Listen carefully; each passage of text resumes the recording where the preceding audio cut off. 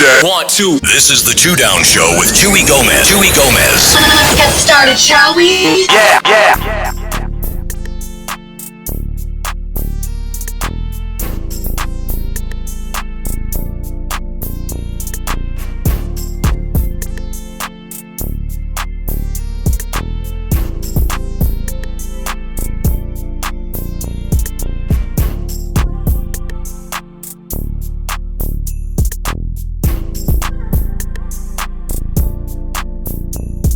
Yo, dude, got Dame, the boy Dame, hanging out a wicked dinky dog, home with the glizzy.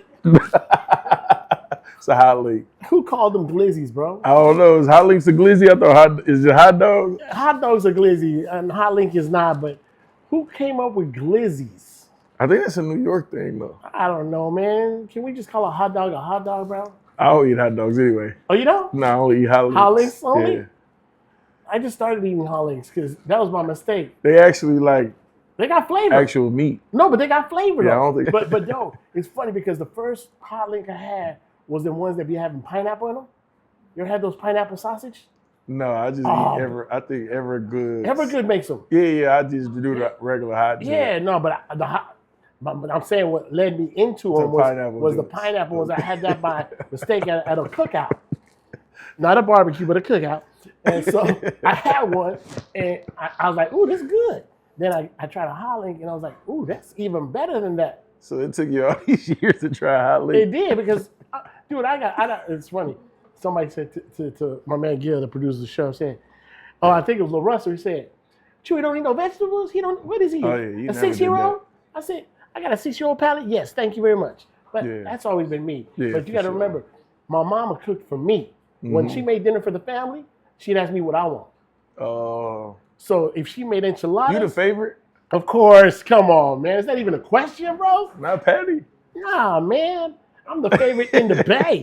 Period. Not just at home. I'm the favorite in the Bay. I agree. You know what I'm saying? So anyways, my mama would make enchiladas, and I don't like the spiciness of enchiladas, so she would make me plain enchiladas. And so she makes spaghetti. She makes spaghetti without all the big pieces in it. Yeah. So I was just always spoiled that way.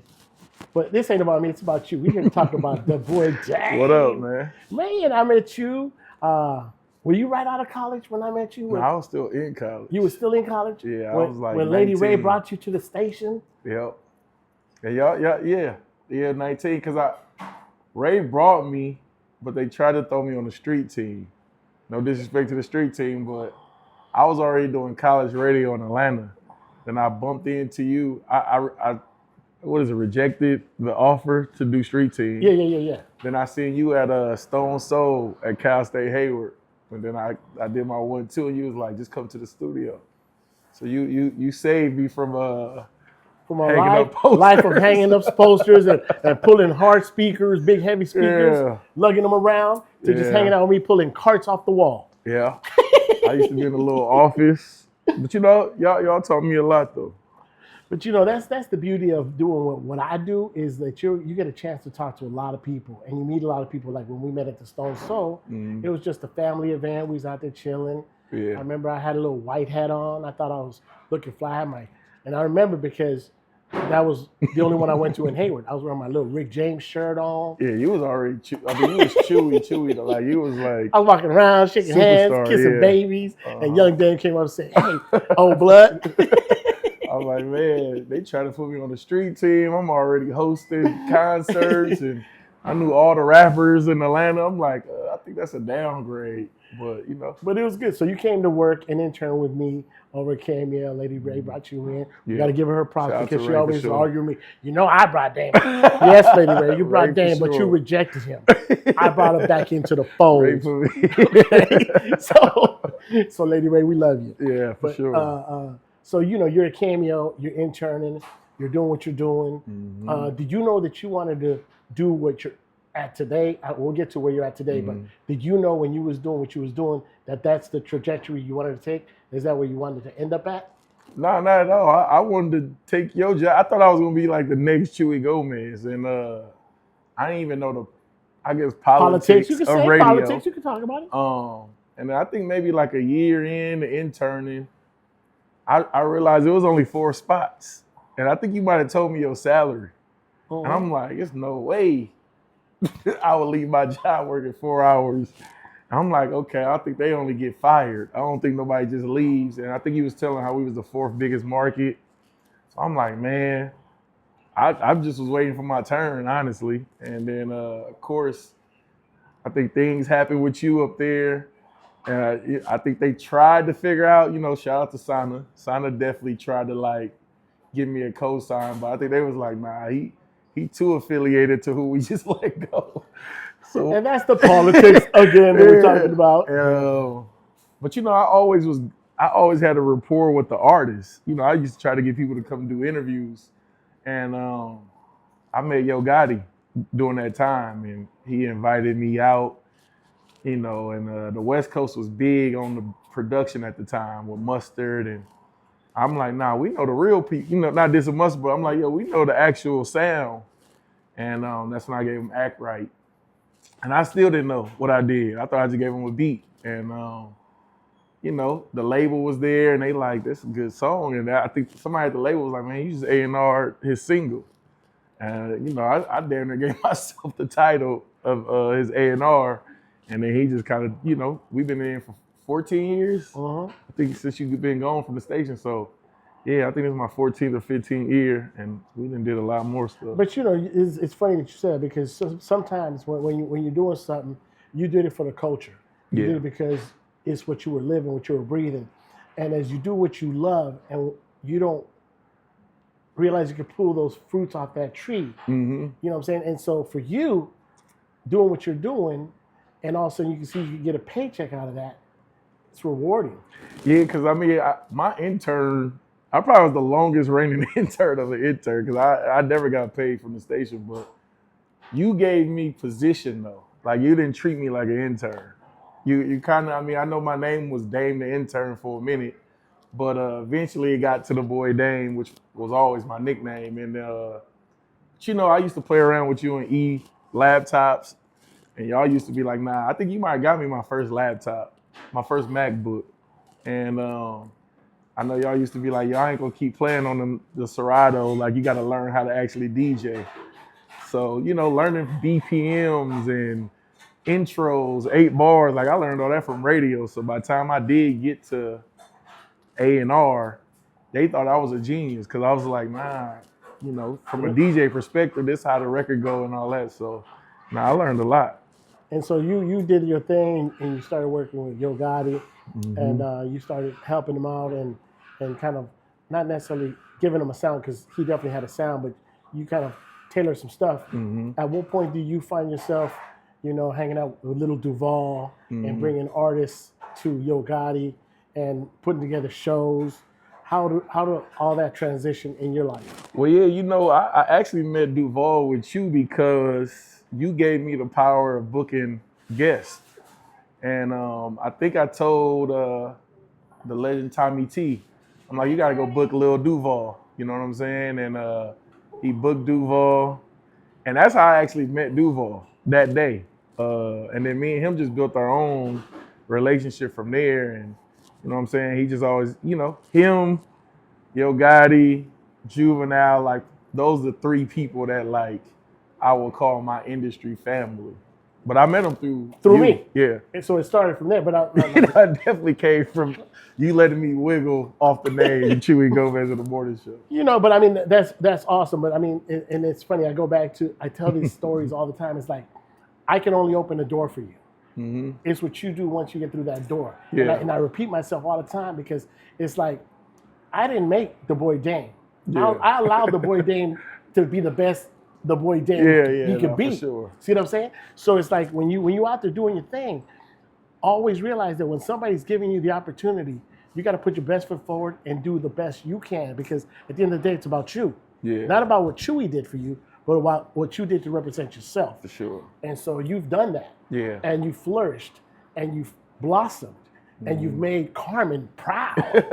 And I say his mama name like I should, but I do because I love Carmen. I knew his mama before I knew him. Because we used to party at Jeffrey's back in the day. Yeah. Silk, she a Silk's baby. I'm a Silk's baby. Yeah, she is. But that was before my time. I met her at Jeffrey's. So, we have like a family connection, even though we're not related. And we've always maintained family. You know what I'm saying? Nah, because I'm saying like maybe ask you as an intern, like I don't know what the switch was, but like everybody knew me as Chuy guy. You know what I'm saying? You invited me to the house. Your son became my little brother. Like it was always more of a family thing. So how did you not treat me as like, yo, this dude just go? No, because look up some questions. Because when you see somebody and they got heart and they got my best interest, not just yours, because there's people that want to come in and jump off of me. Right. But yes, I helped open some doors for you, but you've always been you. Gotcha. And so when I see somebody like yourself that wants to do good, I can say, come on, and you're part of my family. So you come eat with me at my mama's house. Yeah, for sure. You get to hang out with me and my son. You know what I'm saying? We ride together. You know what I'm saying? So I got a Dodge Magnum because of you. Huh? Remember, I got a Dodge Magnum because of you. Right. You know what I'm saying? I was out there smashing the Magnum. He got a Magnum. We ride Magnums. He got the little white one. I got the blue one. We riding side to side. But, it's like funny because it's like, people don't realize that, I've done that for a few people. And it's like, but when I do that, it's because I believe in what you have. Yeah. You know what I'm saying? Because you can't let everybody in their circle anyway. For sure, man.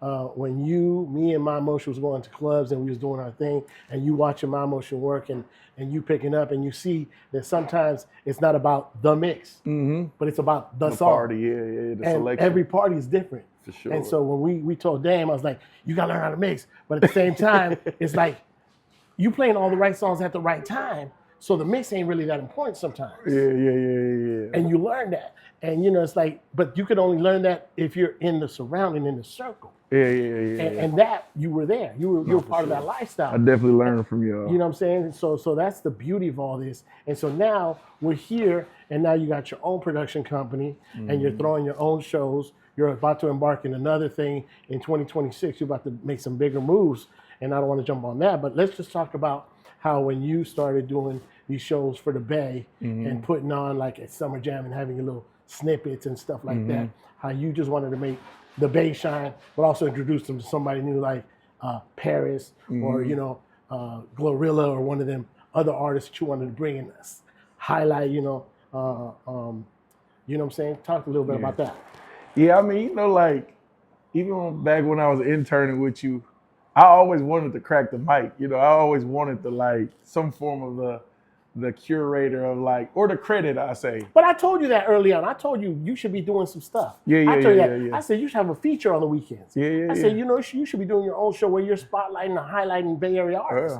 I was trying to get you to do that. You told me. I was trying to get me the podcast before it was podcast. I was trying to get you on because I told you, do this on YouTube. Before all these dudes started doing that. And that was popular. I was trying to get you on that. Yeah, I give you credit. And I was trying to feed you, you know what I'm saying, the good movie. So let's talk about how you like to put on and showcase, man. Yeah, I always felt like, even at radio, I always felt like a little bit of outside was missed because I think y'all was so successful and like y'all was the curators. So, I used to always come in there and try to get a record on, like, this what the streets playing, or when this play, this what the crowd go crazy to. Some of the stuff people use, but so when I got to do my shows, or I got to a point, I was like, how can I curate what the actual crowd want to hear, not what we think, corporate want to hear. You know what I'm saying? So when it came time to do my shows or Summer Jam, it was like, all right, I know I got fit. Really, it was kind of like we could cuss on it? Yeah, of course. It was really kind of like a fuck you, the intern has returned type. You know what I'm saying? So that's why I even put you on my intro video. But yeah, it's just incorporating the essence of home. You know what I'm saying? So it might be the underground person. I mean, it was, even from your show, you used to have like the biggest to the brand new people. And I really just a branch off your tree. So, but that's part of what my legacy is. You know, it's like my thing was always, you know, yes, we have Scarface. Yes, we have SWV. Yes, we brought Juvenile down here. But let's give La Rue a chance. You know what I'm saying? Let's give Pilo a chance. These youngsters, they're out here putting in work. And even when Guapole blew up, we didn't blow up Guapole. Guapole was already hot on the streets. Yeah. We just took the streets and put them on the radio. You know what I'm saying?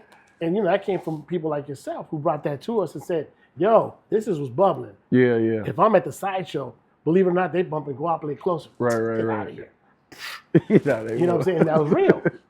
And so I'm saying, so radio a lot of times didn't blow up an artist. They just magnified it. Because these artists was already blowing up and doing things. So when you brought out, give me like one of the lineups you did at Summer Jam, when you brought out that these kids weren't really bubbling, but after you put them on, all of a sudden the station took notice of them. Because there's been a few. I mean, of course, Paris is my actual artist, so I made sure she was on that stage. But, you know, you had like people that's big on the street, like your Lil Kayla's. You had John Mack was brand new at the time. You know, we brought ROD back out. We brought Magnolia Chop, and then we finished it off with Yo Gotti. You know, because I get it. Y'all taught me the sandwich method of like put 2 solidified people and then put everything else in the middle. So it's all part of sandwiching, man. It's like when you got the hits, you got Yo Gotti, you got Juvenile, then you put Paris in the middle. They're going to sit through her, even they don't understand her or may not know her. Now they get to know her. Right. And then you come back with Juvenile and you backing that ass up. And boom. And here come No Lil Chopper, who had a super duper street anthem. Out the ghetto. And you bring it and you light up the whole stage. Right. And then you introduce John Mack. Yeah. And John Mack already hot in the streets. Yeah, because, you know, even with concerts, you like, we'd all been there and we like, why are they performing this song? And I used to just feel like, when they used to come to the station, I'm like, no, you got to perform this song when you come to the Bay Area. So it was just one of them things where we just did a whole set of like hit records in the Bay. And that's how even we doing the DaBoyDame and Friends concerts now. Like you got to have solidified B-side records in the Bay Area to even do it. And there are a bunch of hit records out there that were B-sides and weren't even singles that just cracked. But let's talk about You Play Too Much. Because you play too much and you doing things. So tell me how that came about. Yeah, just being with Gotti, you know what I'm saying? Like, he got his crew, which I'm a part of, and he got his own employees. But, you know, I'm allowed to have my own ideas, but I'm really there to facilitate his ideas and try to convince him about my ideas. And I wanted my own, you know what I'm saying? And he told me, like, gave me my blessings of like, well, this is how you do it. So we created Play Too Much Entertainment, and, you know, it start for me and it end with me. And we just building. Like, we had 2 artists at one point that got signed to Motown at one point. And, you know, we got one, now just one, she by herself, and she going crazy. Love her freestyles on the gram. She's just really popping. So it's really developing. You know, we definitely waiting for our one crazy opportunity, but it's just building. Yeah. So coming up in 2026, I know we got the Super Bowl and we got the All-Star coming, not really to the Bay, but to the West Coast. Yeah. You got some things up your sleeve? Yeah, we're going to start releasing music again from myself. And we got another DaBoyDame and Friends, the second one. So, hopefully, it's going to be at a bigger, you know what I'm saying? The goal is to make it to like, Concord Pavilion, probably. Concord Pavilion, okay. I feel like we missing that urban outside. Urban outdoor party, like back when we was in Hayward. Yeah. For the Stone Soul. And it's a younger Stone Soul demographic now, right? Because now I'm the elder. So, you know what I'm saying? It's just getting all those people in, really just curating a good time for the Bay Area. That's what we need to do. How can folks stay connected with DaBoyDame? Yeah, man, everything is DaBoyDame. DaBoyDame. DaBoyDame. Stay connected, all one word, no underscore, no nothing. DaBoy Dame. Dame. Yep. Connect. That's what it is. That's what it was, and that's what we're gonna be. Yes, sir. We all we got. My man.